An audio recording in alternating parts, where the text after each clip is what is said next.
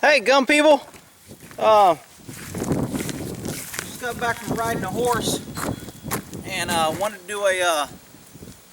My buddy calls me while I'm riding my horse. I tell him to call him back because it's a pain in the ass to steer and talk. And you shouldn't ride and talk on the phone. No riding and texting. So anyway,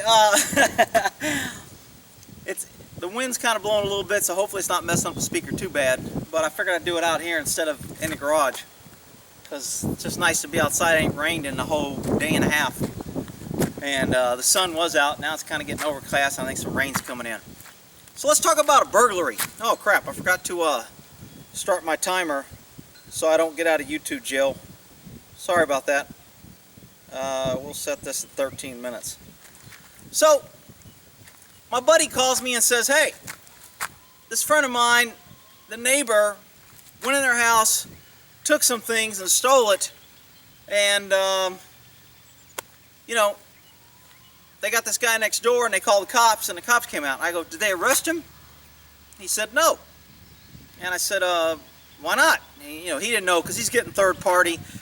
So he didn't know a lot of information. But as I was talking to him more, and the more he told me, there's some errors and there's some things that people ought to know about when you call the cops. So let's say a neighbor comes in your house, like in this case, and so what the guy did, another neighbor saw the neighbor going to his house, and I don't know if he saw him coming in and out of the house or looking around and going into his property and off his property. So we know the neighbor's been over there, so this neighbor waits for the neighbor, we'll call him the burglar, to leave, and then he goes over in his trash cans by his fence. He looks in the trash can and he sees some of the stuff that was stolen from his house in the trash can. So now, as a government, as a cop, I can't go look in your trash can if it's next to your house and it's not what we call abandoned, or it's not what we call put out for public view. Once I roll my trash to the street, now it becomes public domain. Anybody can walk by, has access to it. So as a cop, since everybody has access to it, I can have access to it. So because the neighbor went over and found his stuff in the trash can where it wasn't out in public, is there an evidence issue there? Yes and no. Government is the only one that's restricted from doing that. Citizens are not. I can kick your door down, go in the house and find evidence and grab you, where a cop couldn't do that without a warrant, probable cause. I can do it, and my issue is you can civilly sue me, but if you committed a crime and I kicked your door and I found evidence, you're going to lose. So because the law says that I can, if you're within the law, you're gonna win. So when it says if you make a citizen arrest or for any felony, anybody, including a cop, can force entry into a house, residence to secure a person, prevent a kidnapping, any serious crime. So in this case, since the neighbor found his stuff, the cops can use it. And it's up to the neighbor whether or not this guy can sue him for going on his yard to look in there. He's going to lose. The judge is going to go, wait a minute. You broke into this guy's house, you stole his shit, and you threw it away. He went over there, looked in there, and saw his shit in your trash can. He ain't going to win. So that evidence is good. Now what happened is, when you call the cops on something like that, the cop's going to come out and go, man, there's legal issues, and we can't really search this, and we can see, and they're going to come up with 101 reasons on why they don't have to take paper, because the cop's main job during the day is not taking paper. I'm sorry, I know it's a shock for some people. Cops hate taking paper because we got to take paper all the time. We got to take paper on everything. So cops try to get out of paper. So they're going to come up with reasons. Now, me as a cop, if I got that case, this is an easy case for me. I'm doing a warrant. Here's what should have happened. The cop should have came and said, we've got neighbors that have seen this guy on your property. Now we have things that were stolen from your house in this trash can. I'm going to take a burglary report on you, because burglary is entering any residence or dwelling with the intent to commit any theft, okay, or to do any felony. So if I kick your door to rob you, to kill you, to stab you, to rape you, any felony, that's burglary. If I go in there to commit a petty theft, if I kick your door in to go take a pencil, that's a petty theft. It now becomes a felony burglary, because I entered a house to do it. And I don't have to use force to do it. I can just enter your house and do it. So some states are, for burglary on a car, for auto burglary, they want the doors to be locked and it has to be forced entry. depending on the liberal state and how they want to protect the criminals. So in this case, this is an easy warrant. You know, if it was my house, it'd be like, look, I call the cops, go, look, I got evidence of a crime, and the first thing the cops can do is, well, how do you know that somebody didn't break into your house and they just walked down the street and threw it in your neighbor's trash and kept going? You don't know if this guy did it. You know what? I don't know if he did it. But I know neighbors saw him in my house and he wasn't supposed to be there and he didn't have permission. So he was trespassing. And because of that fact that he was on my house, shit, I'm already at 15 minutes? No way.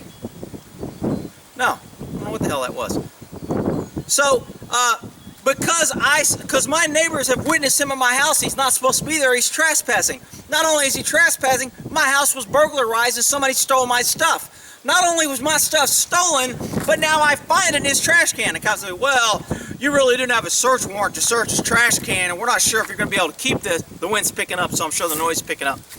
So I'll get a little closer, because everybody goes, why are you always yelling at the camera? Because people are always complaining they can't hear me. And I'm usually far away, and I'm overdoing the wind and the animals, and I just talk loud anyway because I can't hear.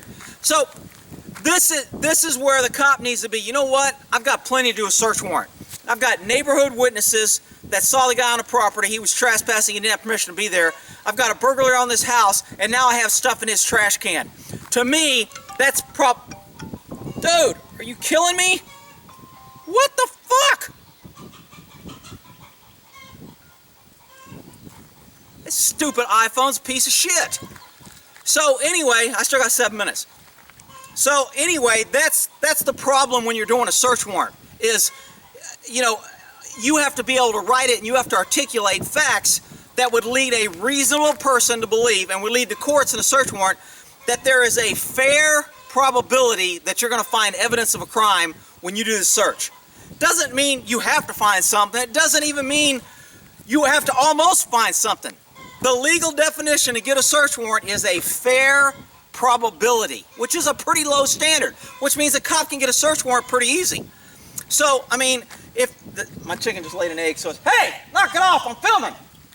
So, I'm gonna go chicken dinner right now. I got some chicken soup on the thing, his butt's gonna be in it. So, getting a search warrant, the cop's gonna have to, now look, 99%, probably 95%, I'd probably be closer to 99 would be more accurate, but most cops never do a search warrant in their whole career, and if they do a search warrant, it's usually one or two. Unless somebody has worked detectives for a long time and they've worked a lot of cases to where they've had to do a lot of search warrants, most cops aren't going to do a search warrant.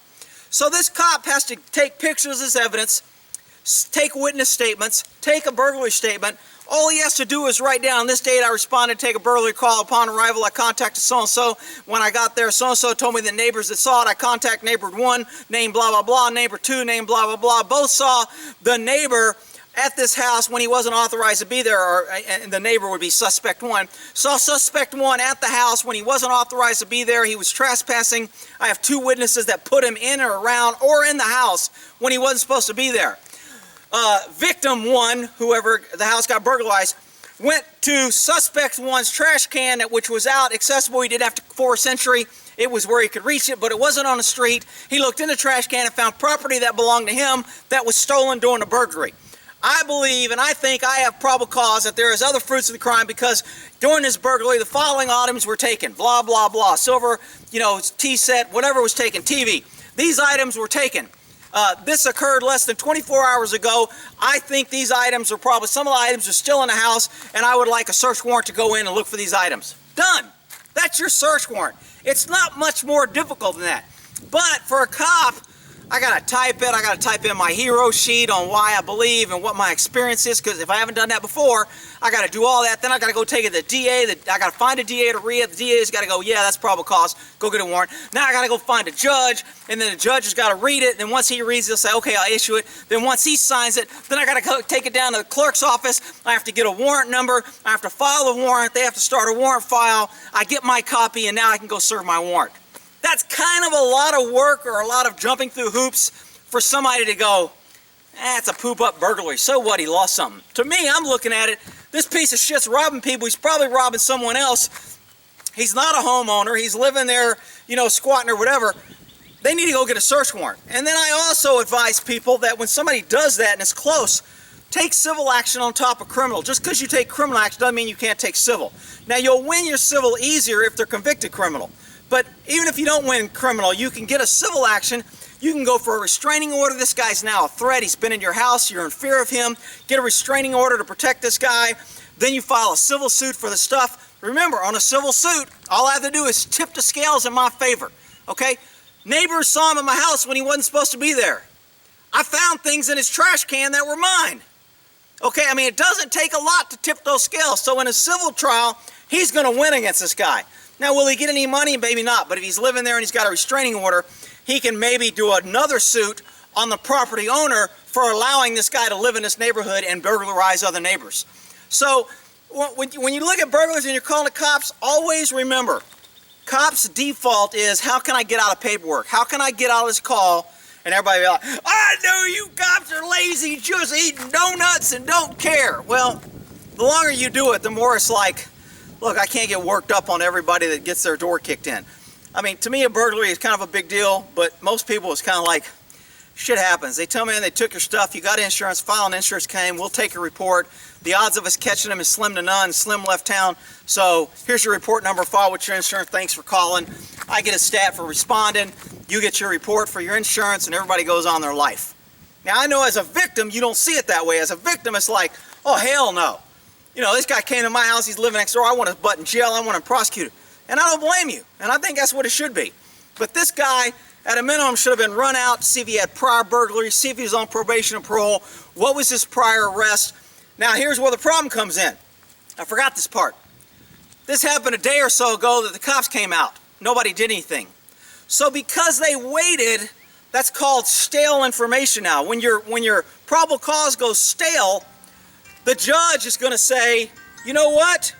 Now I'm out. Okay.